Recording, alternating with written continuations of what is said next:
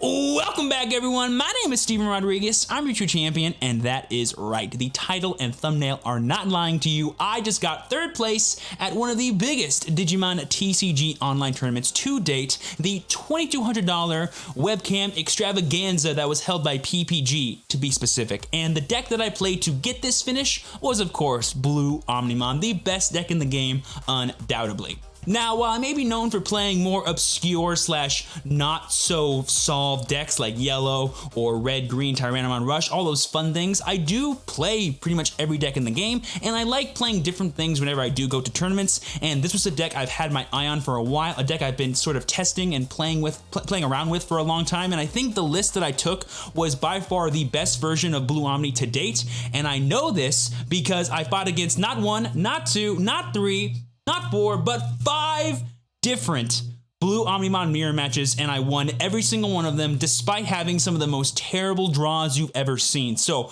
I'm going to go through the card by card for this entire deck. I'm going to share with you guys my thoughts on Blue Omni as a whole, and then when the video is over, feel free to check out my Twitch channel for the full VOD of like the 9+ hour tournament that I did the other day. Enjoy watching me play with this deck, and enjoy watching me misplay in the finals and costing myself probably about $400 worth of prizes. But without further ado, thank you guys so much for stopping by the channel. If you are excited for this deck list and any other Digimon TCG content, be sure to smash that like button, subscribe to the channel, and click that bell for notifications so you know when my videos go live for you. And again, if you want to check out anything that I do for the Digimon TCG over on my Twitch channel, link will be down below. Follow me there as well. I do all kinds of fun things, as well as just chat all the time about this game. So you can come hang out with these amazing people, and we can have a lovely time over there. But without further ado, let's go ahead and check out my Omnimon Blue deck list for the Digimon TCG. All right, guys, let's begin. All right, as always, boys and girls, whenever we do deck profiles, we're going to start off with the eggs, the 5 filters that makes our deck go around. First things first, we have the best egg probably in the game, undoubtedly right now, in 4 copies of Upamon. If you're playing blue and you're not playing 4 of these, what are you doing? Easy.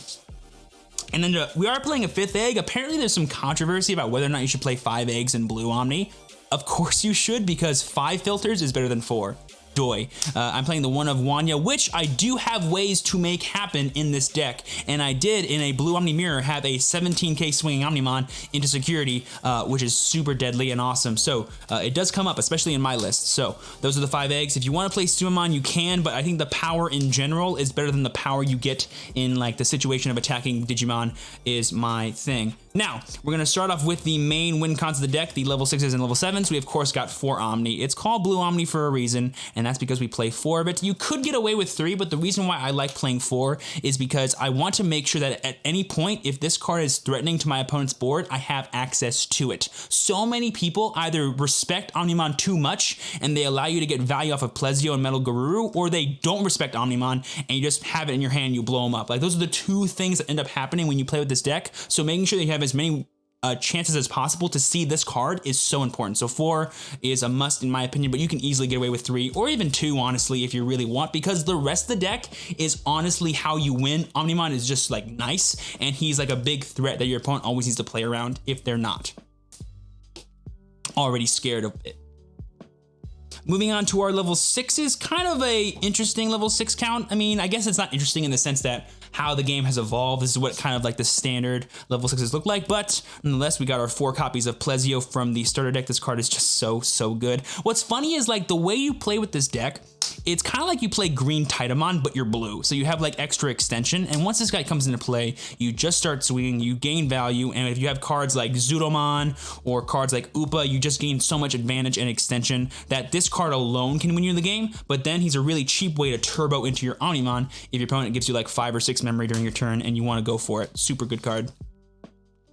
Next, we have personally my favorite card in the deck to use to win the game. We got 3 copies of Metal Garurumon. I find myself a lot of time in the mirror match, like just grinding back and forth with them. But once I get this guy going and I start swinging, I don't care how much memory I give them. My board's always going to be bigger. And because I'm making like the first hit or the second hit into their security, like it just becomes a clock for my opponent. And the more dudes I get in play, the faster I win the game. And this card is so nice for taking the already efficient deck you play and making it even more like aggressive, which is super nice. So 3 copies of this, probably the best one I want to go into for like actually winning the game. And then for the tech, we got 1 copy of Volcanic. Now I know I popularized and was a big fan of the Metal Digimon tech in blue, and I still kind of stand by that one being better because you can evolve into it and it's like not bad for you. But the thing about Volcanic that is just so good is that it kind of blows out the purple matchup for me. Like having this on the turn they go for Piedmon, or like the early game where they're like setting up like triple rookie plus like double Devimon or something, like it's just such a nice card for you. And so I think you can go back and forth with this in Metal Digimon, but right now I'm doing Volcanic. It came up 1 time during the entire event, but that 1 time really mattered. I think had it been a metal, it would have accomplished the same thing, but you know, Volcanic is Volcanic, metal is metal. So go back and forth. I think I'm gonna stick with this though, because there are those Rookie Rush decks that exist, and having this is better than having Metal Digimon for those. And you guys know how much I hate Rookie Rush, and I wanna respect them. All right, that's it for the level 6s. Moving on to my favorite part of this deck with some really awesome techs in it and a lot of opinions actually for the level 5s. We have the level 5s. First things first, we have 4 Monze. I think this is correct, but I do regret not playing 4 copies of Zudomon because Zudomon is just so good, but so is Monzemon. I feel like for the argument of like making this deck turbo and the argument of like always making sure you have Omnimon live when you need it is a good enough reason to max out on these. But frankly, I think you can get away with cutting this down to 3 because I feel like the amount of value you get out of Monzemon is like weird because so many people like play into it or play around it to the point where like it doesn't matter. But 4 felt safe, so I went with the safe pick overall. Now, the next card I want to try bumping to 4. I think I will cut a Monzemon for the 4th copy of this because Zudomon is just so good. If you guys don't know what he does, he's essentially a hard play Pot of Greed. For all my Yu-Gi-Oh fans out there, he's Pot of Greed on legs. And then he has a super broken inheritable effect of when attacking, if your opponent has a Digimon with no sources, you can gain 1 memory. The amount of times I procced this card's gain memory skill against the mirror is insane. And it's thanks to some level 3s that I play that I got to make that happen. And this card is so broken. I dead drew like literally every single game today. And having this card to draw out of it or being the first card you play on your first turn is so good because most of the time, even if you give your opponent 7 memory, if you're drawing 2 cards and playing an ultimate, what's the best they're gonna do? Play like a rookie evolve once and then play a removal spell on this? No. Next turn, after I play this, I go for a Hammer Spark into a Plesio. I start swinging, I start gaining memory. It's so much value and pressure. Like this card kind of pushes the game state the second it comes out, and it's really nice. So 3 copies of this. I want to try 4. And my favorite card, the actual MVP of the entire event, 2 copies of Loader Liomon. Now I got a lot of questions about this, but this is by far the best like last level 5 you should play in the deck.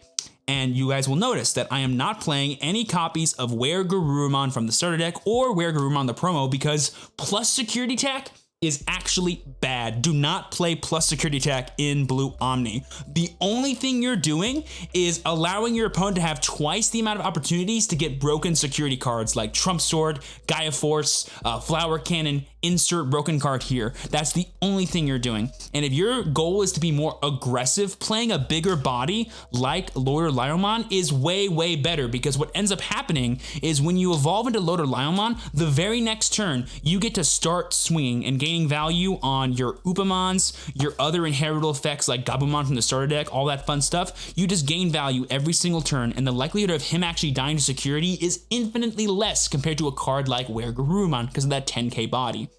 Like there were so many situations where against like Blue Omnimon players, I just played this, started swinging with it, it never died. Instead of evolving it up to a Plesio or something, I just evolved something else and got like a 2nd level 5 in play. So now, not only am I isolating myself against potential removal, I'm still actively threatening my opponent with damage, which is super nice. I would probably bump this up to 3 as well instead of the 4th copy of Monze, but I think in terms of a 4 of, a card like Zudo is just better because the deck is inherently slower compared to other ones, and going like full aggro is not what you're trying to do, but having this nice aggressive option and just bigger body in general really does add to your overall consistency in pretty much any game you play, and it was a super clutch tech throughout the day. Moving on to level 4s, we got 4 copies of Grizzlymon, 4 blockers, gotta have it, no more, no less. Super simple, really good against the rookie rush decks, or just in general kind of put out there against like purple or mirror match. This essentially allows you to put the game on halt while you build up like another level 4 or level 5 next to it, and then you get ready to go. Against purple, protecting from retaliation. Against green, being able to actually swing in for game, even though they check Flower Cannon, all that fun stuff. Blockers are too good right now, gotta play 4 of it. I would play 8 if I could, if I'm real, I would play 8.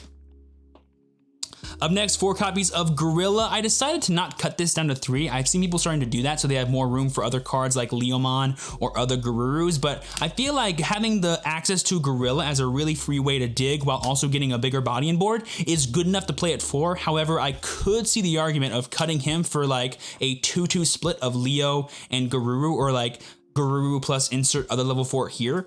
That could be pretty cool to try out in the future, but for now, 4 Gorilla is more than enough for me. And finally, rounding off our 11 level 4s, we got 3 copies of Garurumon. The main combo this card is in here for is with Metal Garurumon. Being able to swing with this in sources, bring it out, and then swing again is really, really solid. You can combo that with a card like Zudomon, gain 2 memory during your turn, and then evolve into an Omnimon for effectively 4. That's really good, really valuable, really efficient. You can't hate it. And in general, being able to play around hard play puppets is a nice little benefit as well. Playing 3 of this felt right. It felt like enough. Can't complain.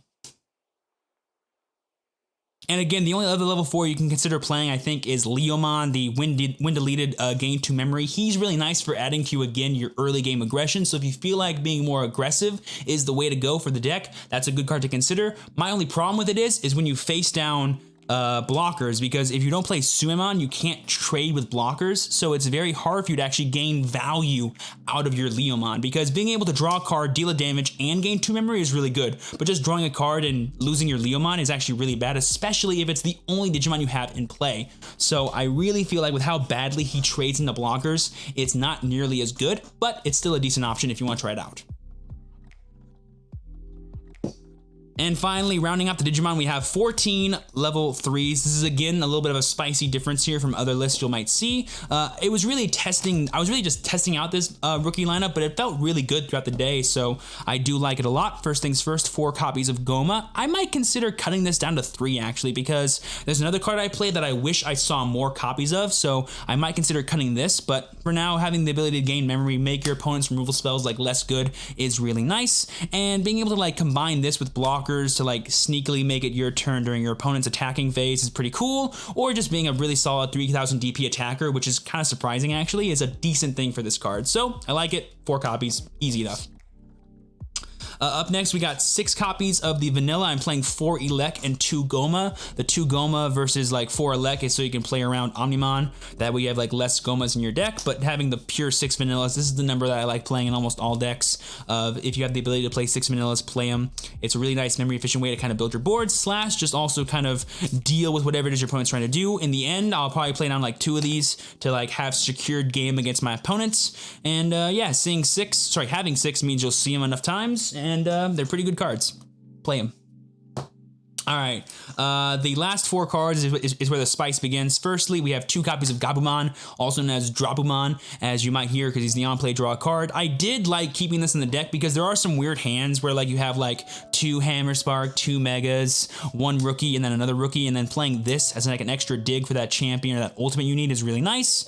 So he was good for that. He's also really nice to abuse with Metal Garurumon, getting free draws on his swing for extra advantage. Cannot complain about this too. This felt correct. And then rounding off, we have 2 copies of Gabumon from the starter deck. This card was actually so clutch throughout the day. He has an inheritable effect, by the way, in case you guys don't know, which says when attacking, trash the Digivolution source at the bottom of one of your opponent's Digimon with a level 5 or less. So basically, when you swing with this, you can target one of your opponent's level 5 or less and get rid of one of their sources, the bottom source that they have. This is a really nice way to play around your opponent, like sneakily giving themselves extra sources so they can play around your Zudomons. So having this as an option to proc your Upas and proc your Zudos is super nice in the late game for some clutch advantage, or even in the early game, if you get a card like Loader Liomon plus Upa. I had this exact setup against a Blue Omni Mirror, and I just kept swinging with this and getting rid of all their sources and then just drawing cards every single turn because this thing like never died. It was honestly super clutch, and in just like weird matchups like purple or red or green, you can get rid of clutch power gain sources as well as just maybe even security plus attack gain sources if it's been like a long enough time of just attacking with this card. So this is actually a ton of value that I feel like was worth it to play in the deck, and I might consider cutting a Goma for a third copy of this card because it was honestly super clutch every time I saw it. So really did love this inclusion a lot.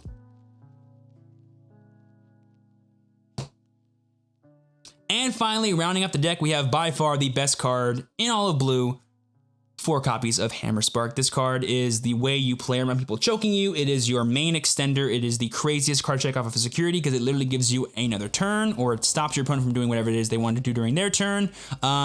It didn't actually put in that much work for me today. I never really saw it when I like desperately needed it. I checked it in security, I think like once, which was super sick, but in terms of like being a game-winning card, it didn't really do that much because a lot of the time when I play Hammer Spark, the way I use it is I don't actually just go with it whenever I want to like get extra chokes against my opponent. What I'll do is I'll just stockpile these in my hand and I'll wait for a key moment where my opponent like goes for a big removal spell and they leave me with like a rookie or like a level 4 in play and they don't think I can do anything. I just drop triple Hammer Spark on them and I go evolve, Omni, blow up your board, swing, whatever I do that turn. And that's like the best use, I think, for this card is to play around the way people try and play around you, which is super nice. And yeah, guys, that'll go ahead and do it for my 55 card list for the Digimon TCG. I rocked in there with the egg sleeves and the Magna Angemon sleeves because even though I'm playing blue, we still gotta represent yellow, boys and girls. But